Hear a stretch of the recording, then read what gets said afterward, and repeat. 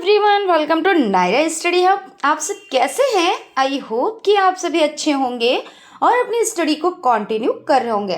Friends, आज का जो लेक्चर हो जाता है वो बाल विकास से लघुत्तरीय टाइप क्वेश्चंस की सीरीज हो जाता है, ठीक है ना। इसमें हम लघुत्तरीय टाइप क्वेश्चंस की सीरीज को कंटिन्यू करेंगे जो आप लोगों के लिए मोस्ट इम्पॉर्टेंट हो जाते हैं।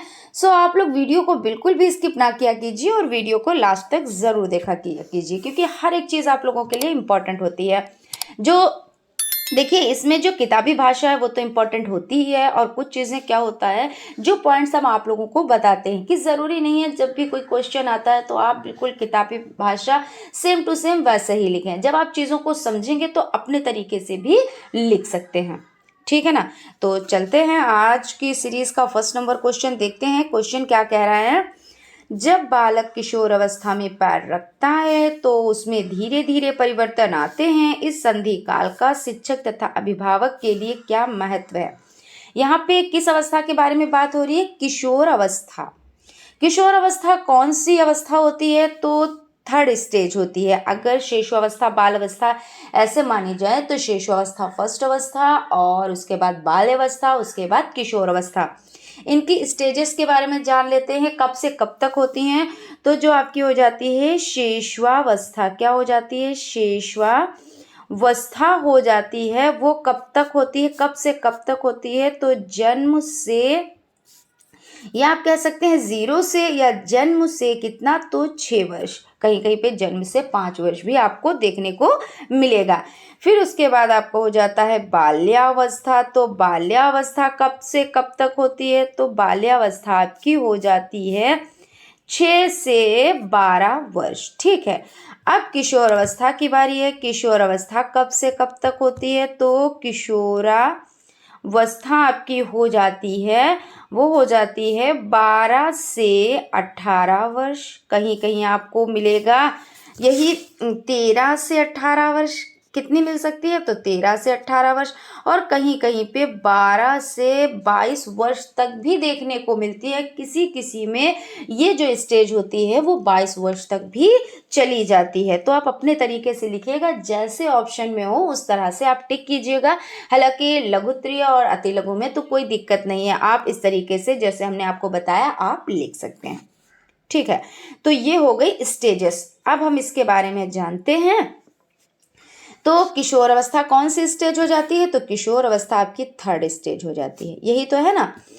तो इसमें है किशोर अवस्था में शिक्षक व अभिभावक की भूमिका, क्या भूमिका होती है? तो सबसे पहले किताबी भाषा में समझ लेते हैं, उसके बाद अपनी भाषा में समझते हैं। तो यहाँ पे है, किशोर अवस्था में किशोरों के विकास में शिक्षकों का अत्यंत प्रभाव पड़ता है। विद्यार्थियों की भावनाओं पर यदि आदर किया जाए तो पढ़ाई में उन्हें आनंद आता है। यदि शिक्षक उचित रूप से प्रशिक्षित हैं, हंसमुख एवं उत्साहित हो तो बच्चों में छिपी प्रतिभा को जागृत कर सकता है। किशोर अपने बारे में सकारात्मक सोच बना सकते हैं। अप्रशिक्षित आयोग अध्यापक किशोरों व नकारात्मक यानी किशोरों पर नकारात्मक प्रभाव डाल सकते हैं। विद्यालय जाने से कतराते हैं, बच्चे क्या करते हैं? विद्यालय जाने से कतराते हैं। पढ़ाई में रुचि कम हो जाती है तथा अच्छे परिणाम नहीं आते। पहले अब हम इसको इतना समझ लेते हैं, फिर आगे बढ़ते हैं। क्या कह रहे हैं? किशोर अवस्था में किशोरों के विकास में शिक्षकों का अत्यंत महत्व पड़ता है। बिल्कुल सही है, क्योंकि शिक्षकों का महत्व इसलिए पड़ता है, जब बच्चा विद्यालय जाता है तो शिक्षक के संपर्क में आता है। अब शिक्षक कैसे हैं? शिक्षक जो प्रशिक्षित नहीं है और थोड़े गुस्सैल टाइप के हैं, तो क्या होता है, बच्चों को वो डांटते भी हैं, है ना। कभी खुशी से बात ही नहीं कभी करते हैं, कभी हंस के बात ही नहीं करते हैं। तो बच्चा क्या है, वो सीख नहीं पाता अच्छे से, और उसकी जो प्रतिभा होती है वो अंदर ही रह जाती है ना, उभर कर सामने नहीं आती है। और जब शिक्षक कैसा होता है, जब शिक्षक हंसमुख स्वभाव का होता है तो बच्चा क्या करता है, उनसे मतलब डर तो वैसे भी नहीं रखना चाहिए, अदब करना चाहिए, यानी आदर सम्मान करना चाहिए। डर की क्या बात है, जब हम गलत करेंगे नहीं तो हमें डरने वाली कोई बात नहीं है, और सम्मान बहुत ज़रूरी है ना। तो बच्चे क्या करेंगे, सम्मान तो करेंगे, लेकिन क्या है, डरेंगे नहीं। और जब डरेंगे नहीं तो जो भी उनके माइंड में क्वेश्चंस होंगे वो शिक्षक से उसके बारे में डिस्कस करेंगे। उनमें जो छिपी प्रतिभा है वो भी जागृत होगी, वो भी खुलकर सामने आएगी। तो कहने का मतलब ये हो जाता है कि शिक्षकों का जो है किशोरावस्था, जो बच्चे किशोरावस्था में हैं उन पर बहुत ज़्यादा प्रभाव पड़ता है। ठीक है। शिक्षक शैक्षिक व सामाजिक कौशल देने की भूमिका अतिरिक्त अभिभावकों तथा किशोरों के मध्य पीढ़ी अंतराल को कम करने का दायित्व भी निभा सकते हैं। विद्यालय में अभिभावक तथा शिक्षकों के बीच बैठक होनी चाहिए जिससे अभिभावक के विचार बच्चों तक मित्रवत ढंग से पहुंचाए जा सकें। इस अवधि में किशोर अपने आप को इतना सक्षम समझने लगता है कि वह अपना स्वतंत्र निर्णय ले सकता है। उसे माता पिता का दबाव और नियंत्रण अच्छा नहीं लगता है। वे नहीं चाहते कि उन्हें वक्त वक्त पर उपदेश दिए जाएं। फलस्वरूप बच्चे और अभिभावकों में दूरी बन जाती है। अतः अभिभावकों को उनसे सोच समझकर सहानुभूतिपूर्ण व्यवहार करना चाहिए तथा यह सुनिश्चित करना चाहिए कि उन्हें बच्चों की कितनी स्वतंत्रता देनी चाहिए। इस समय माता पिता का कर्तव्य हो जाता है कि वे बालक के प्रति सहानुभूति का बर्ताव करें, वह उन पर भरोसा जताएं तथा उन्हें पर्याप्त मात्रा में स्वतंत्रता दें। उनके द्वारा लिए गए अच्छे निर्णयों का स्वागत व सम्मान करें ताकि वे भविष्य में जीवन की कठिनाइयों को स्वतः दूर कर सके तथा आत्मविश्वासी बने।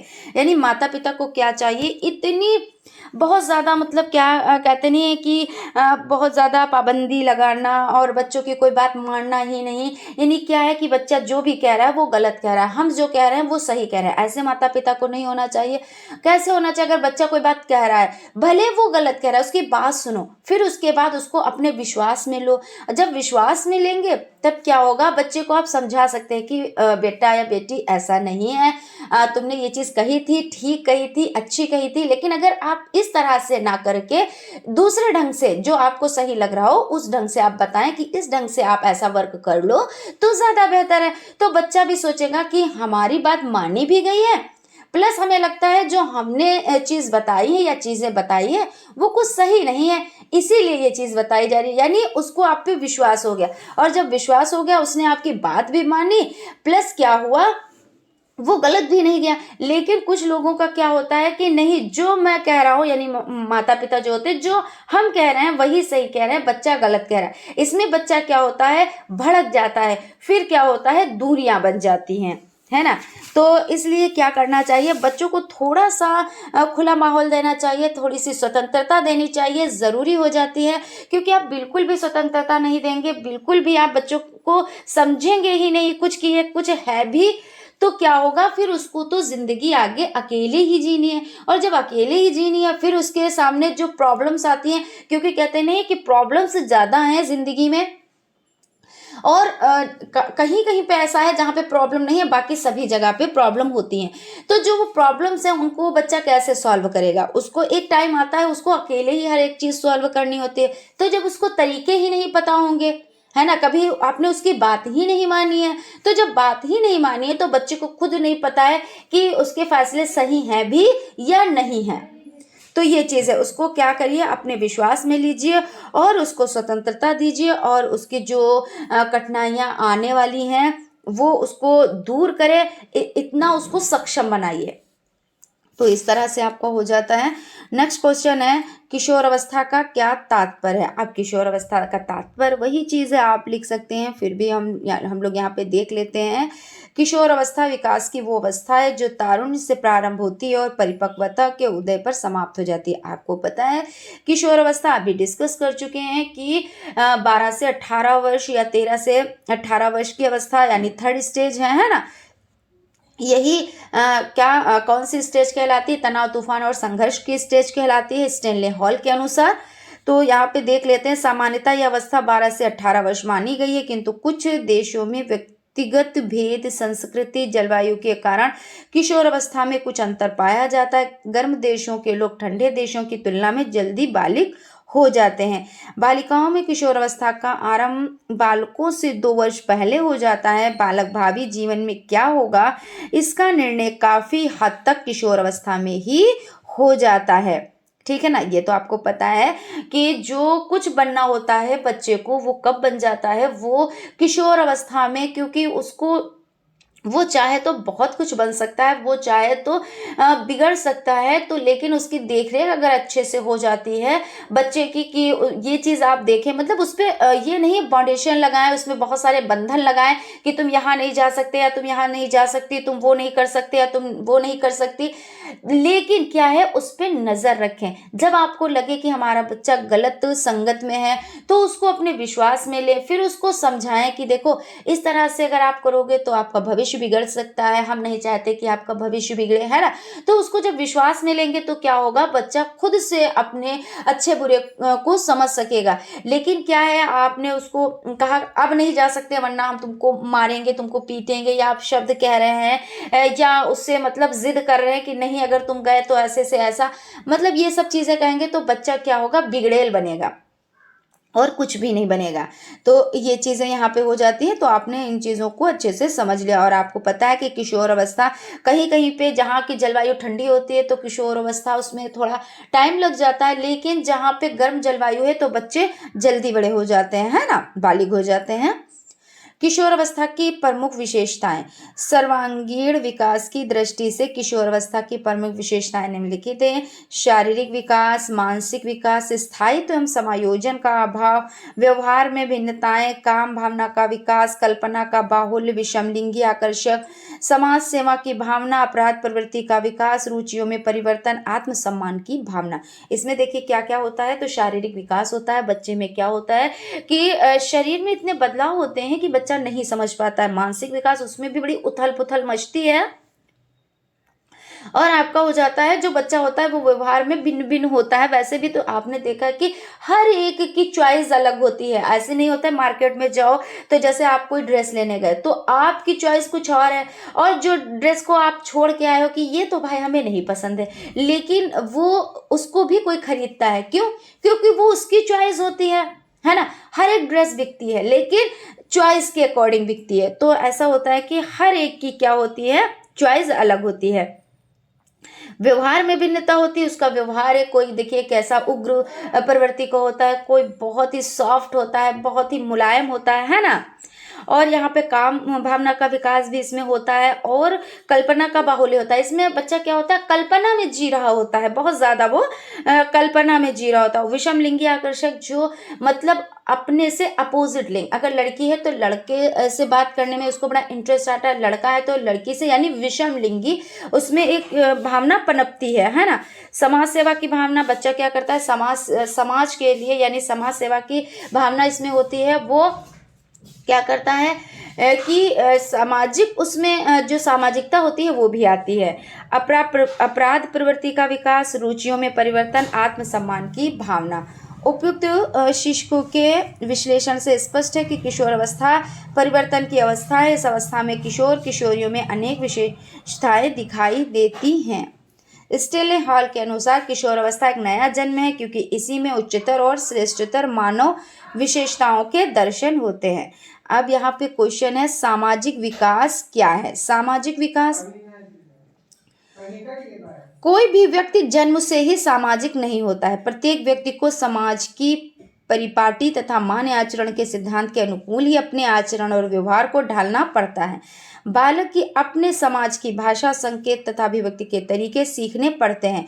व्यक्तित्व का विकास समाज में रहकर ही होता है, क्योंकि देखिए मनुष्य क्या है, सामाजिक प्राणी है, उसे समाज में रहना है और समाज के तौर तरीके भी सीखने हैं, लोगों से अच्छे से बात भी करनी है, लोगों से मिलना जुलना भी है ना।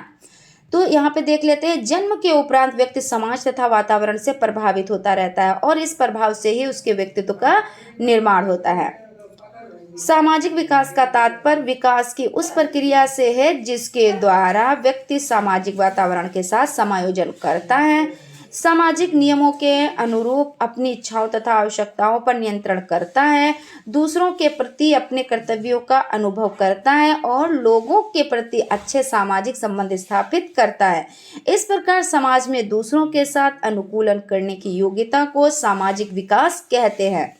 सामाजिक विकास का अभिप्राय भली भांति समझने के लिए विद्वानों द्वारा प्रस्तुत परिभाषाएं अग्रलिखित हैं। कुछ परिभाषाओं को देख लेते हैं। हरलॉक के अनुसार सामाजिक विकास का अर्थ सामाजिक संबंधों में परिपक्वता को प्राप्त करता है। सोरेनसन के अनुसार सामाजिक अभिवृद्धि और विकास का तात्पर्य अपनी और दूसरों की उन्नति के लिए योग्यता वृद्धि। ठीक है, ये सोरेनसन के अनुसार ये परिभाषा हो जाती है। उसके बाद क्वेश्चन है, मानसिक विकास से क्या तात्पर्य है। मानसिक विकास का आशय ज्ञान भंडार में वृद्धि से है। बिल्कुल, मानसिक विकास की प्रक्रिया आजीवन चलती है, क्योंकि ऐसा तो है नहीं कि आप विद्यालय आपने छोड़ दिया, विद्यालय अब नहीं जा रहे, आपका कंप्लीट हो गया तो आप कुछ क्या है सीख नहीं रहे हैं।